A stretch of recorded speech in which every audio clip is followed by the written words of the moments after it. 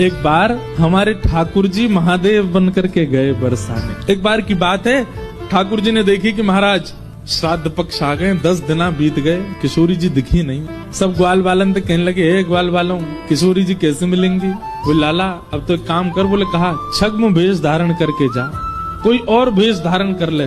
ठाकुर जी बोले गोपी में बन के जा चुको, चूड़ी बेकवारी बन के जा चुको, सांझी बनाई वारी बन के जा चुको।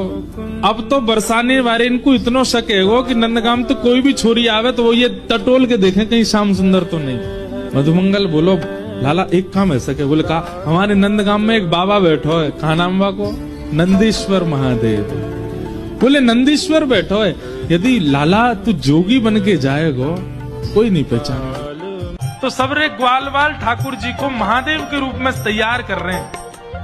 आहा, तो कहते हैं बोले सबसे पहला श्रृंगार ठाकुर जी के ऐसे घुंघराले केश पकड़ करके और जटा बनाई, और जटा बना करके मधुमंगल बोलो लाला उनकी जटा में तो गंगा जी निकले, तेरी में तो कैसे निकलेंगी? बोले कछु तो कर।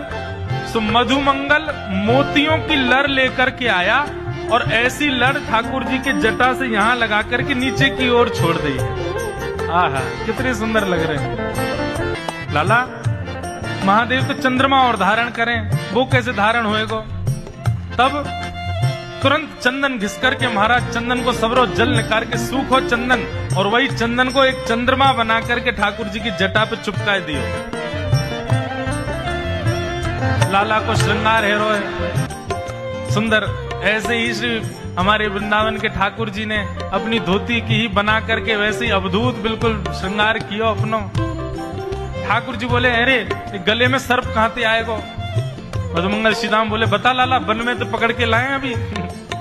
ठाकुर जी बोले मैं तो चित्र में हूं, देख लूं तो मुझको तो डर लगे आवे, गले में पहन के इसके जाऊंगो। बोले काम कर। बोले कहा? बोले गैयान के पामन को बांधवे की जो दोहनी है ना, जे गोवर और रज में सन के सर्प जैसी है, जय को पहना दे मेरे गले में। और ठाकुर जी ने गले में महाराज एक सुंदर दोहनी बांध ली, हाथ में दोहनी बांध ली, कमर में दोहनी बांध ली, बिल्कुल महादेव जैसे तैयार भये। ग्वाल बाल बोले लाला महादेव तो भस्म लगा में, वो चिता की भस्म लगा में, अब भस्म कहां से लेके आवे तेरे काज? ठाकुर जी बोले तू मलियागिरी चंदन लगा दे, मैं वही को भस्म बना दूंगो। ठाकुर जी को पूरा श्रृंगार है गया, बिल्कुल महादेव जैसे लगन लगे। मुंह पे भी जो चंदन लगाया वो भस्म बन गो सबरो। बोले लाला तू तो पहचान में ही ना आ रहा, कौन है पतो ना कहां से आगो है। ठाकुर जी अकेले बरसाने गए, और बरसाने में जाकर के महाराज अलाक निरंजन घूम रहे नन्हे से गोपाल जी बरसाने में। गोपी अपनी अपनी अटारी से निकल के ओ देख कैसो नेक्सो से जोगी डोल लो है। अरे नेक पकड़ो तो सही। सबरी गोपी ने जाके खींच लिए ठाकुर जी। अरे बाबा घर में खेलवे की उम्र में जोगी बन गो तू, नेक्सो। ठाकुर जी भ्रगुटी टेढ़ी करके बोले हम जोगी हैं, श्राप देनो जाने। ज्यादा बोलेगी श्राप दे दूंगा, 3200 निकल के बाहर आ जाएंगी, पोपली है जाएगी तू। बोले अरे बड़ो तेज बोले जोगी तो। सब गोपियां कह रही हैं, बोले अच्छा जोगी तुम पे कहा आवे? बोले हम जिसको देख लें उसको देख करके भविष्य में उसका ब्याह किससे होगा ये बता सकते हैं। बोले अच्छा तुम बता दोगे? बोले हाँ। अच्छा नहीं मेरा बता दो, मेरा ब्याह कौन से होगा? बोले तेरो ब्याह ना होगा तू ऐसी रहेगी जीवन भर, तेरो पति ना दिख रहा मुंह को। दूसरी गोपी बोली अच्छा अच्छा मेरो बता दो, मेरो ब्याह कौन से होगा? बोले पास में एक गांव है, वहां पे एक गोबर चुरावे वालो गोबर चोटा रे बातें होगा तेरो ब्याह। सबरी गोपी बोली बड़ो टेढ़ो टेढ़ो बोले। तभी एक गोपी बोली सुनो हम अपनी कहा पूछ रहे हैं, या जोगी पे कछु आता हो तो नहीं श्री जी हमारी श्यामाजू के बारे में पूछे, उनको कौन तो ब्याह होएगा?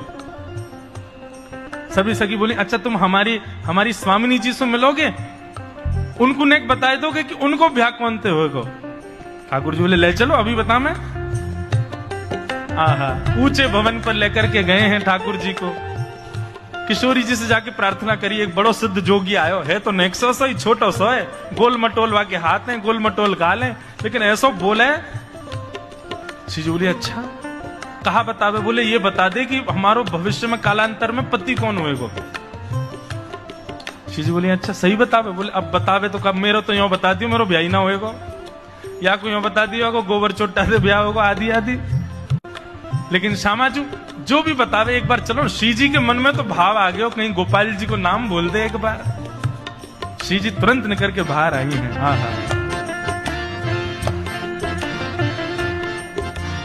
श्री जी को जैसे ही देखा है, सकीन ने जाकर के बोली बाबा जी हमारी स्वामिनी जी हैं, इनके बारे में बता, इनको ब्याह कौन से होएगा। ठाकुर जी बोले ओहो ये तो बड़े महलन किए, इनको नेक पास ते देखना पड़ेगा मुझको, नेक मुंह पास ले जाओ। सबरी गोपी बोली दूर ते ही रहियो बाबा, ज्यादा उछले मत। बोले नहीं देखो पतो करवाना हो तो पास ले जाओ, नहीं तो यहीं तो चलो जाऊंगा मैं। पास ले गए। बोले नेक और पास ले जाओ। बोले बाबा आप बस कर दे। बोले ले तो जाओ तभी तो दिखेंगे, इनके रो कूपन से मुंह को पता चलेगी कि कौन है इनको। अब बिल्कुल समीप ले गए और जैसे ही दाहिने में आकर के ठाकुर जी खड़े भई, बाम अंग में श्री जी खड़ी भई, सोई धीमे से ठाकुर जी ने श्री जी के कंधा पे ही हाथ धर लियो। बोले ए बाबा क्या करे। बोले इनको भविष्य को कसम में ही हूं, मोते ही होएगा इनको ब्याह। तो महाराज सखीन ने जैसी देखी, अरे या बाबा को बताएंगे अभी। सबरी डंडा लेके, झाड़ू लेकर के, चप्पल लेके, खड़ाऊ लेके सब भगी ठाकुर जी के पास। और जैसे ही जोगी के ऊपर आक्रमण करने लगी, सोई अपने तन की भस्म ऐसे हाथ में लेकर के, और ठाकुर जी ने एक फूंक मारी, सब ब्रज मोहिनी डारी, ऐसी फूंक मारी सबरी गोपी मूर्छित है के गिर गई। और जैसे ही सब मूर्छित भई महाराज, अब श्री जी और ठाकुर जी दो ही बच्चे हैं, बाकी सब तो मूर्छित पड़े हैं। ठाकुर जी खूब निहार निहार के देख रहे हैं किशोरी जी को, और किशोरी जी के सुंदर व भेष को दर्शन करके ठाकुर जी बावले है गए। और ऐसे बावले भय महाराज किशोरी जी को देख करके